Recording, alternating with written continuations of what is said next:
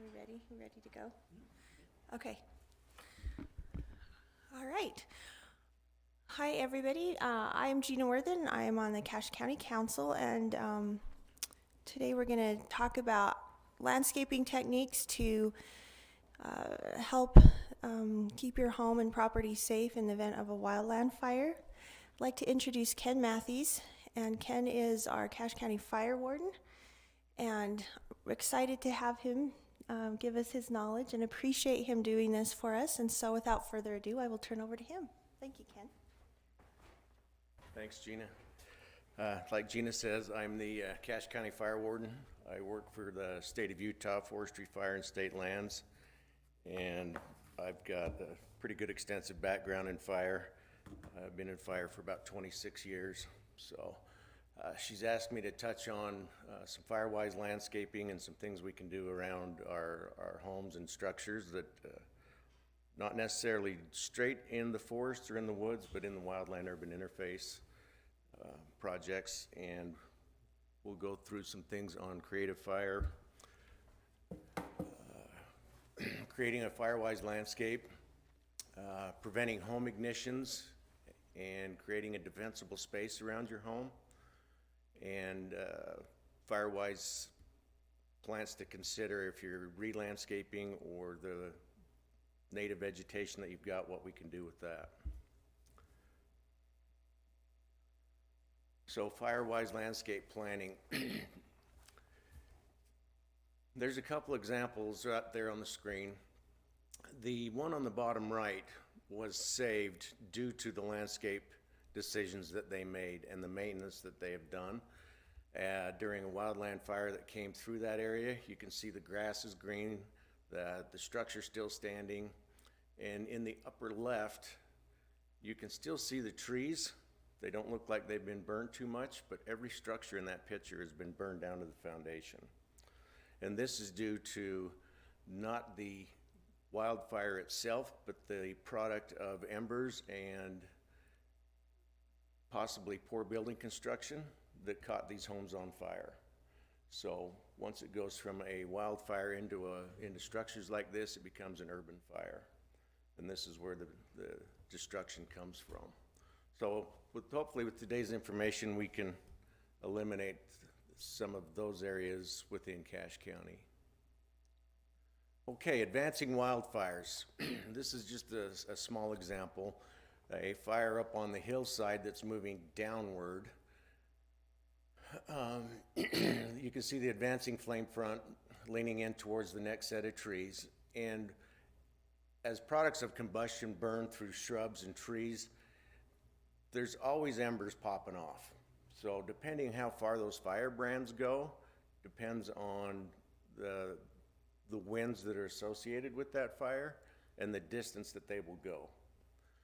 So you can see there in the foreground, just by the house itself, we're starting to ignite the landscape close to the home, and then fire brands landing on the home, which are igniting the home.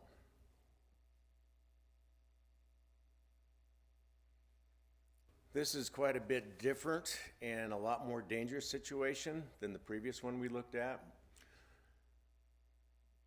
They're illustrating here a wood shake home, wood siding, and the location of the home is right on the edge of the hill. So if we reconsider some of the things prior to building a home like that, we would look at stucco siding, concrete, a concrete barrier possibly, asphalt shingles or tile or ceramic shingles, and distance it back away from the edge of the hill. As fire burns below the structure, everything above that, it's getting preheated just to the mechanics of fire. Fire wants to run uphill.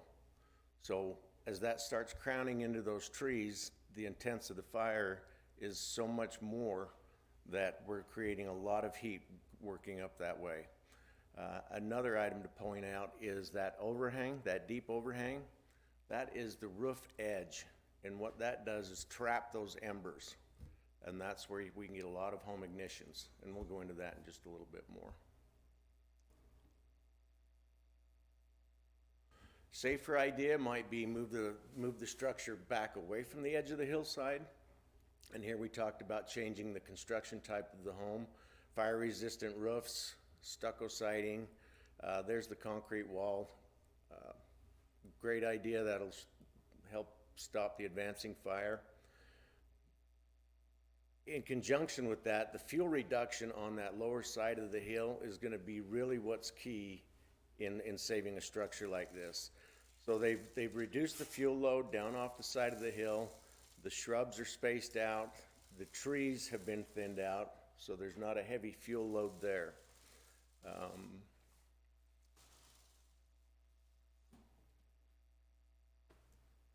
Okay, this is a true wildland urban interface structure.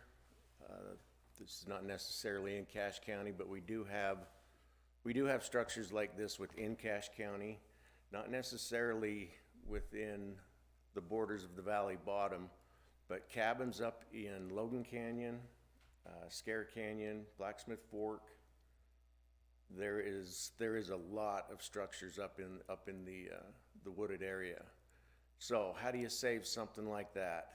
It's all in pre-planning, pruning, maintenance, plant selection, tree selection.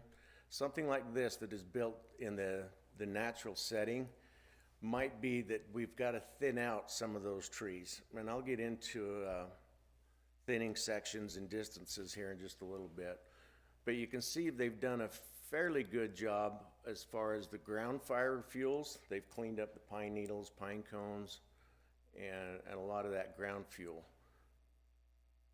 Looks like they could still do some trimming on the trees, get those lower limbs up a little bit more so we can remove those ladder fuels.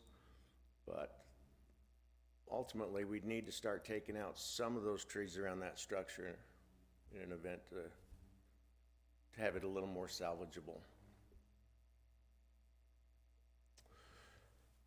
Things to consider.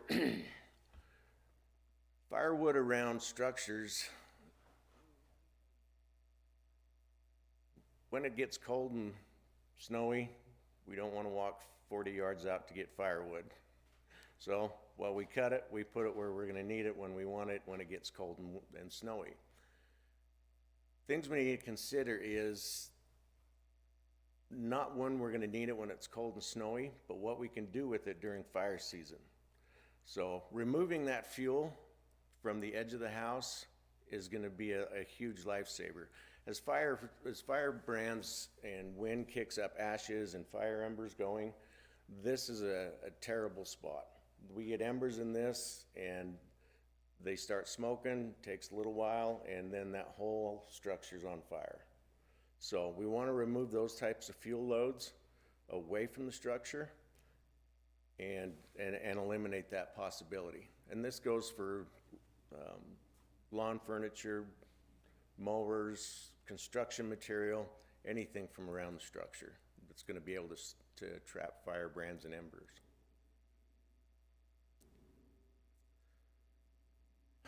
Try to not stack your firewood in between another set of fuel. You can jump the other way. That upper left picture, you can see the firewood stacked in between two trees with the branches hanging right down into the wood pile.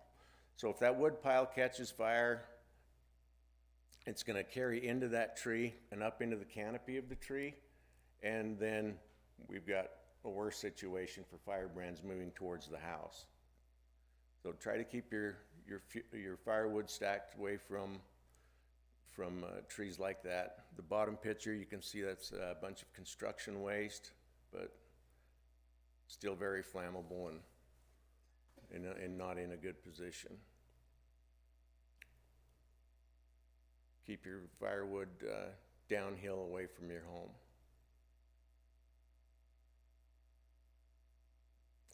Okay, open areas and structures. This is a deck on a home, and they put their firewood right underneath their deck. These are one of the biggest firebrand traps that we see, are decks and awning type things. So this is a wood deck on construction pillar. If we get that ground fuel going and get fire going in underneath that deck, we've lost that structure. Because that deck is going to go up very quickly and then subsequently go to the main structure. Preventing home ignitions. This is where we get a lot of ignitions. You can see there the rain gutter on the right-hand side. That is the rain gutter on that structure. That is chock full of pine needles, pine cones. Yeah, it's a metal gutter, but that's not our problem. Our problem is getting that gutter clean so we don't have a fuel source, and that gutter is attached to a wood shake shingle structure. So as soon as that gutter starts going, now we've lost that structure.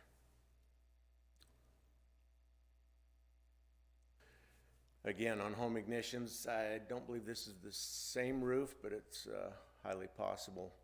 In that valley on that cedar roof shake shingle, you can see all that needle litter and pine cone litter.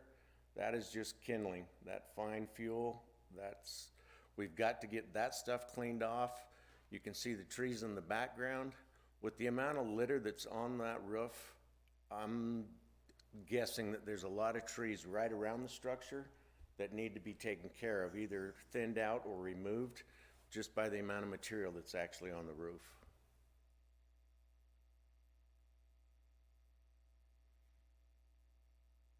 Okay, other items we look at are porches. I talked about that a little bit. Stairways, any open area that's around the structure. You can see on that left picture all the leaf litter that's accumulated by the wind up underneath the stairways and up under the deck. All of that needs to be cleaned out and eliminate that source of fuel for wildfire season. The right-hand side, they do have a little bit of lattice on that deck, which will help a little bit, but ultimately what we'd look for is either to have that fully enclosed or at least a wire mesh behind that lattice, about 1/4 inch or 1/8 inch holes on the screening, and that will help eliminate the firebrands from getting up underneath there. So a couple of different things we can look at to improve on our structures. And this is the wire meshing I just spoke about. This is on a roof edge. Most of the times we see the problems that we look at are on the gable ends, on the vents of structures. Every home has the attic vents on the gable ends, and they'll either have a louver type vent, something to that effect, but excuse me, we need to put that wire meshing behind that louver vent. Those louver vents create a huge ember trap, and we've seen it before that once those get going up in those spaces, we start losing structures. So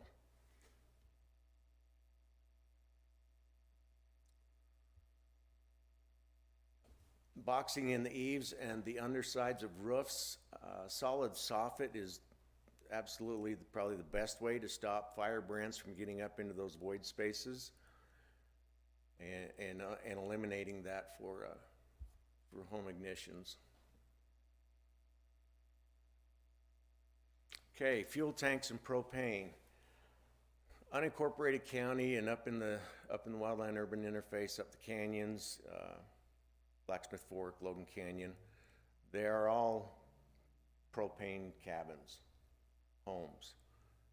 There's no natural gas service up there. So what can we do with that? There is a code for distance for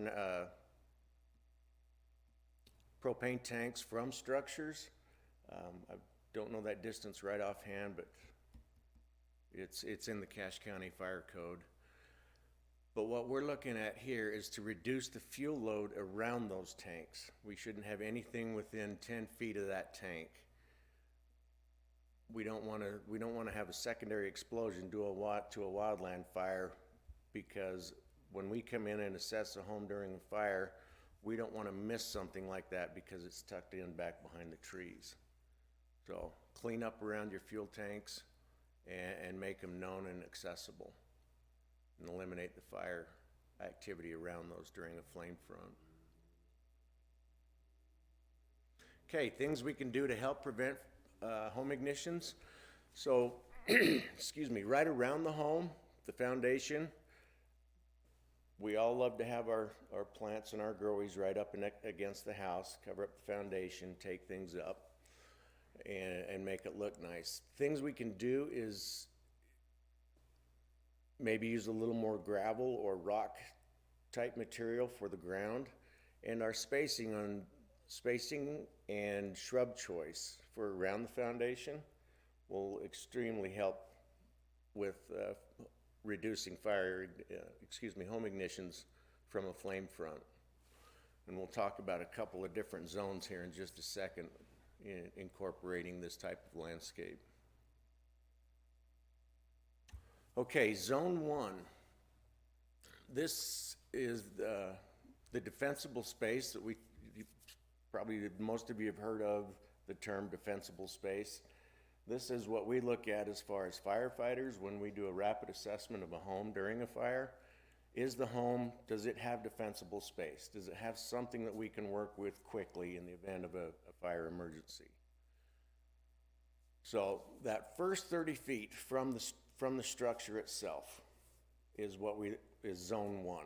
So we look at the fuel load, the fuel type. Is it clean? Is there a lot of debris? Do we have wood piles, propane tanks, lawnmowers, gasoline storage? Anything like that, we do that rapid assessment on that first 30 feet. Zone number 2 is out to 100 feet. And this is the area where we can start putting trees and our shrub models and with our landscaping.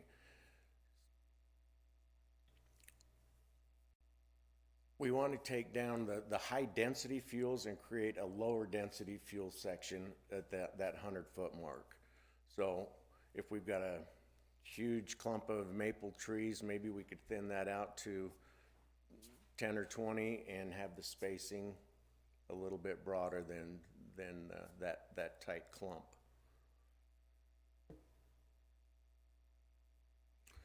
Zone 3 actually goes into an adjacent wildland. This is the area that we're going to, in that very first 2 or 3 slides that showed the crown fire coming up out of a canyon up toward the structure. This is where our heaviest fuel load's going to be and where our heaviest fire intensity is going to be if we've done our defensible space and fuel reduction on that 100-foot spacing. So this section we need to start looking at around the structures. Is there something we can do? Can we thin out the trees, the shrubs? What about the ground litter? Is there a lot of dead and down that we can clean up or at least remove to eliminate that fuel load so we can reduce the fire intensity towards that structure?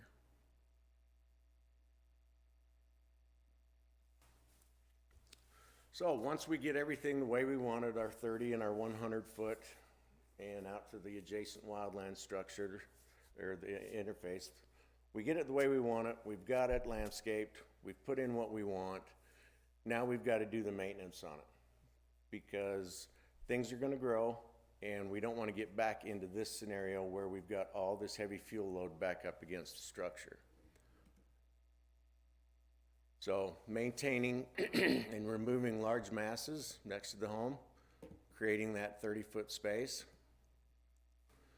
Prune and thin trees near the structure, so we're not getting that leaf or needle litter on top of the roof again. So we might need to do some larger tree pruning, clean that area up. And then the farther out spacing, create more spacing between shrubs and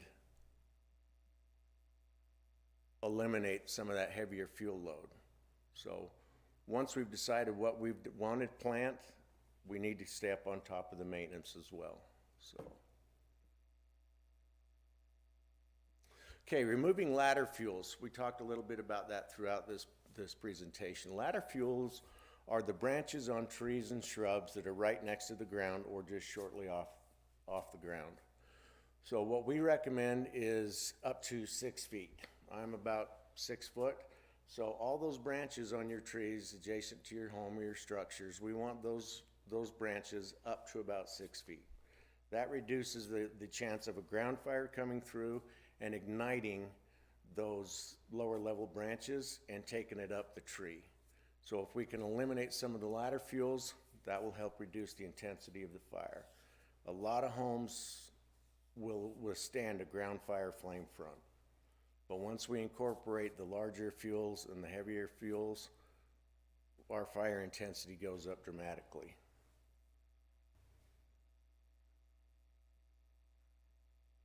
Creating that defensible space, we talked about that. That falls in with your 30 and your 100-foot spacing from your home. So if you've got a lot of grasses, seasonal grasses that die out, maybe look at planting something a little more drought resistant so they're not as dry as long, and the drought resistant grasses will withstand some of the temperatures come July and August. Cleaning up those sections, the branches, tree limbs, whatever else in that same section will absolutely help with helping create that defensible space.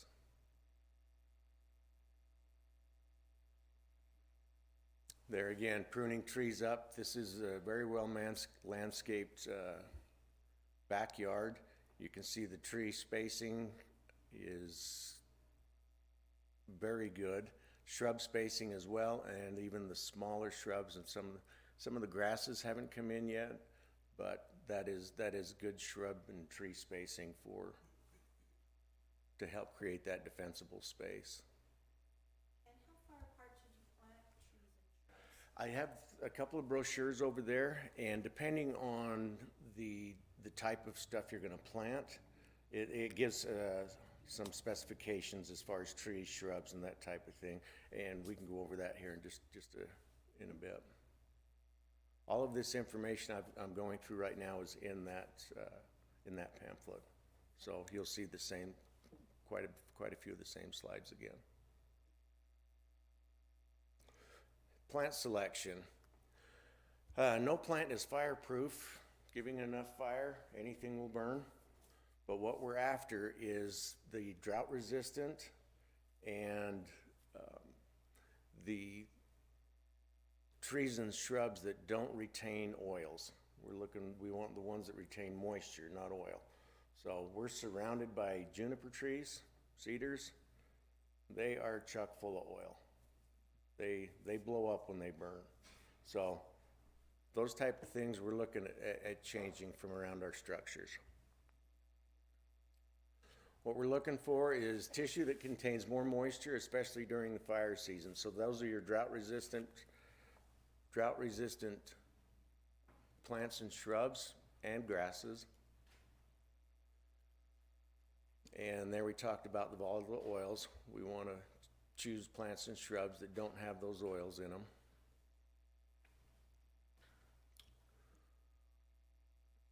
Provide plants, things that stay small and grow slow, good choices, easier to maintain. And we talked about that. So by keeping them low to the ground and their spacing, that helps reduce the fire pathway. Here's a couple examples of, and all these trees, shrubs, and grasses are in that pamphlet. So some choices for around here: maple, cottonwood, poplar, birch, willow, redbud, and there's a description of all of these shrubs and trees in that pamphlet. Some shrubs we can look at: bitterbrush, manzanita, currant, lilac, Oregon grape, periwinkle, cotoneaster.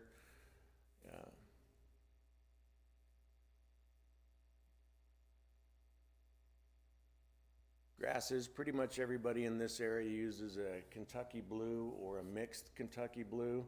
That one's very good. There's some other orchard grasses that we can get you information on. I'm not sure what they are, but our area forester, Morgan Mendenhall, will be happy to to get us that information. If you so desire, I can get that for you. Buffalo grass, orchard grass, crested wheat, and then some of the flowers. So basically starting with the flowers and the grasses around your 30-foot section of the home, moving out to the shrubs and the trees and that 100-foot, that'll help us create that defensible space and still have a nice landscape. There's some examples of flowers there. There's some examples of the maples. Very nice in the fall when they change colors. There's several species. You don't have to go with the exact native, but they're very fire resilient. Cottonwoods, they're quite a bit larger.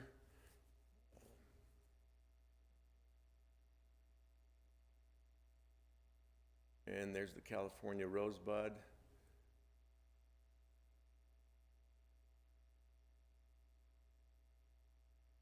Birch trees are very popular within Cache County. You can see them pretty much on every block.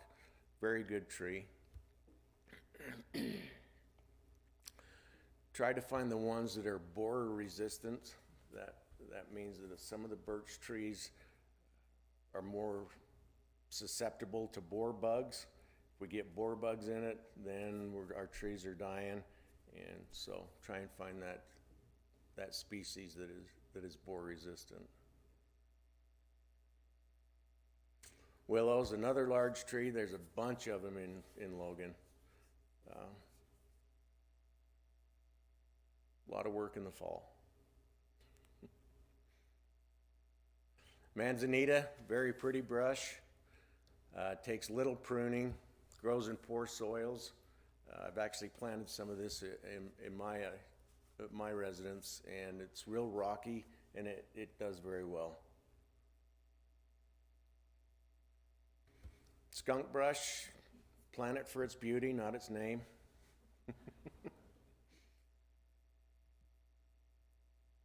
Bitter brush, this is a highly sought after if you're actually in the urban interface.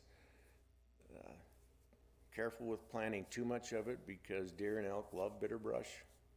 So, but it's a very hardy and drought tolerant brush. Kern or gooseberry, there's quite a bit of this that's native in several different species. Lilac, also highly popular in Cache County.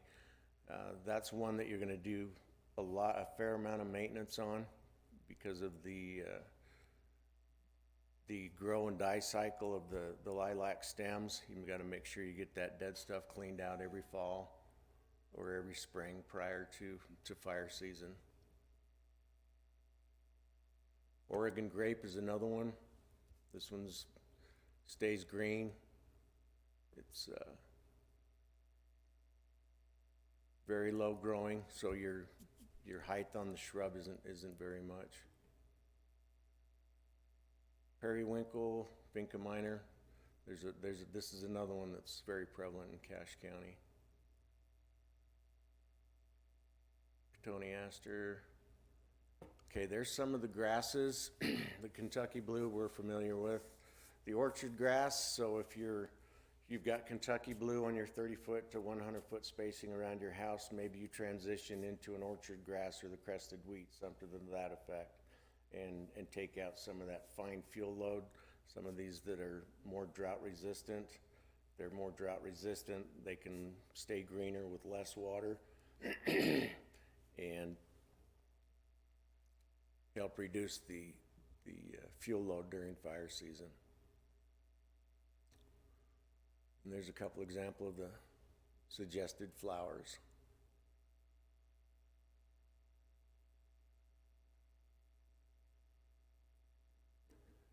So that's that presentation on, excuse me, on Firewise spacing, landscaping. There's some brochures over there. There's the one that backs up this program. Also over there I have from Cache County Emergency Manager. This is from Will Lusk. This pamphlet is from over there as well on the table. This is the plan to evacuate, and this isn't just tailored to wildfire or fire incident. This is emergencies within Cache County. So flooding, flow debris, earthquakes, fire. This document follows that. So make sure you've got an emergency plan with your family. We talk about the earthquake 72-hour bag. I'd like to get away from that, and let's just say, let's make our emergency supply in our emergency bag. It doesn't matter what the emergency is, whether it's fire, earthquake, whatever else. So make sure you've got that supply kit, creating an emergency kit, a battery operated radio is a very good thing, because once we pull an evacuation for a fire, it's going to be your decision on which part of this program. This is the Ready, Set, Go, and they're all listed on this document. Of which part of that are you going to leave your house? Once first responders come around and say it's unsafe to be here, you need to leave, take that in heed, that it's time to go. Have I got all my documents that I need? Have I made arrangements for my animals? Is there anything else I can do with my home? Turn off my gas, turn off my power, lock the home. Don't turn off your water. As firefighters, we may need that. So, but that's part of your emergency family plan. What is it going to take? What do I need to take? And how long is it going to take me once I get that evacuation order? Is it something I can do in 10 minutes and I can stay a little longer? Or am I going to be 2 hours getting all my stuff put together and then evacuate?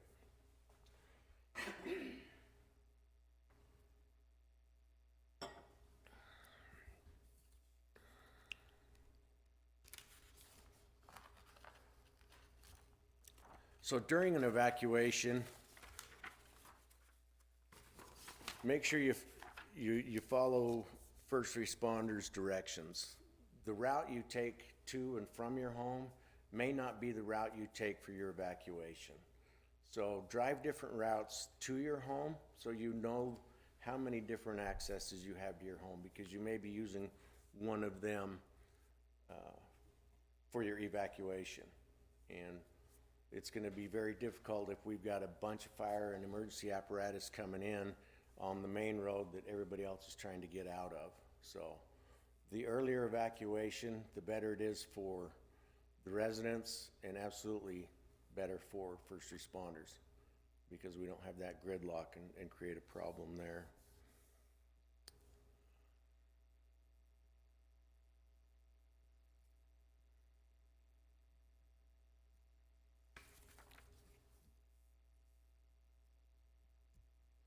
Any questions on Firewise landscape? Sorry, I just skipped over that real quick, but it does tie into what we were talking about today. So those brochures are over there on the table, and feel free to take what would you like. Yeah. First question is on propane. A lot of people have propane tanks. Would in stage 1 or stage 2, would you want to turn that propane tank off? Yes, stage 1. Mm-hmm. Can maybe if you would repeat the question so our microphone will... Okay, the question is during the stage of evacuation concerning propane tanks, when would be the time to shut down that tank? And I believe it should be in stage 1. So if we're to that point, whether evacuation's imminent or not, that's something that is on my list. I'm going to go out and shut down my tank and eliminate that right off the bat. That's best thing to do. Is your structure checklist. Are my windows shut? My doors locked? My power shut off? Is my fuel natural gas or propane? And in what order am I going to do that? But I would think that you'd want to do that in stage 1. Second question is, if you have a deck and you close the deck in, you close that deck in to make sure. But second thought is that if it's a wood deck, like ours is a very old wood type, we can, but would it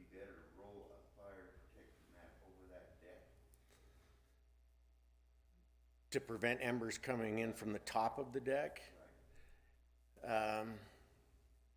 Yeah, I mean, that's a good idea. Yeah, with that spacing on, I understand what you're saying, the treads on the deck create an ember trap as well. Yeah, you could do that. Have you seen any fire protection, matting or covering that would work in that? Commercially, not that I'm aware of. We do use a material in the fire service. It's called fire wrap, but I don't think it's residentially made available. It's yeah, yeah, it's a silver wrap.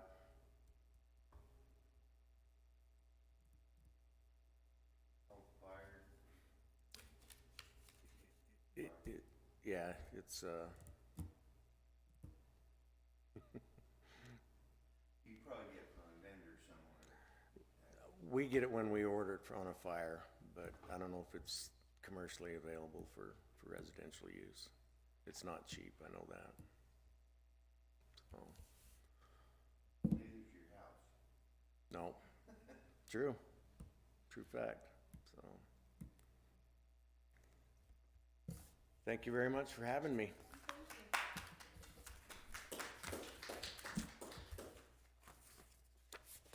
Lots of people that, took grass, like they get bluegrass, another grass in there to make it so it's less fire retardant. Just put the seeds in there. Yeah, you do a seed mix.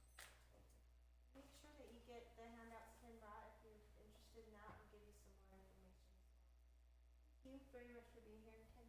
Thank you very much bet. for your Thank you. presentation.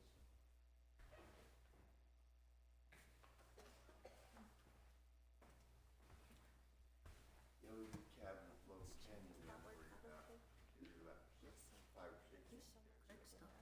Logan Canyon, Blacksmith Fork, Scare Canyon, all those areas up there. We need to do some fuel work. In fact, I look out the front window and there's I'm still gotta work out pine probably, cameras and angles and hopefully we're good. on my in-laws, get rid of those trees. If they go up, blush. Yeah. So, this will be good to share with her. Question, is there any way to get about copies of those? We had cabin association. This? Yeah. How many do you want? Record this, it's gonna be posted on. Oh. Yeah, take those and hand them out, and if you've got an